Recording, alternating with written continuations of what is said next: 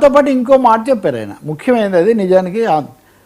అసలు శబరిమల అయితే కాదు, మహిళలు మత సమస్య, మతపరమైన ఆచారాలు, మహిళల హక్కులు, వీటి మధ్య ఉండేటటువంటి అంశాలన్నింటినీ మేము సమగ్రంగా పరిశీలించి కొన్ని చెప్తామంటే, దీన్ని మీరు తీసుకుంటే కనుక బహుభార్యత్వం అనండి, తలాక్ అనండి, లేకపోతే ఇంకొన్ని మతాల్లో ఉండేటటువంటి కొన్ని నమ్మకాలు అనండి, ఇవన్నీ కూడా ఇప్పుడు చర్చని మేము వాటి మీద ఒక డైరెక్షన్ ఇవ్వబోతున్నాము, తొందరగా చేస్తాము. అసలు ఈ కేసే కాదు, రాజ్యాంగ సంబంధమైన కేసులన్నీ పరిష్కరించడానికి మరిన్ని రాజ్యాంగ న్యాయస్థానాలు ఏర్పాటు చేయడానికి కూడా మేము సిద్ధమవుతామని చెప్పారు.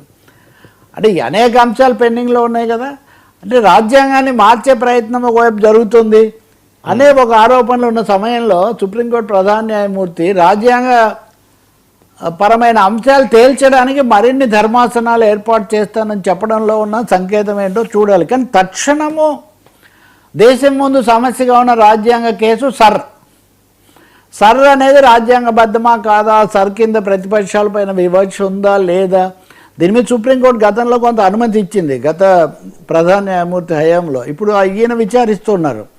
ఏమన్నారంటే ఒక ముఖ్యమైన వ్యాఖ్య, ఇప్పుడు జరుగుతున్న లేదా ఓట్ల దిద్దుబాటు ఏదైతే ఉందో సమగ్ర పరిశీలన, ప్రత్యేక పరిశీలన, ఈ రౌండ్ అయిపోయిన తర్వాత చేస్తూ ఉన్నారు. ఈ రౌండ్ అయిపోయిన తర్వాత చేయడం అంటే దాదాపు చేయనట్టే కదా.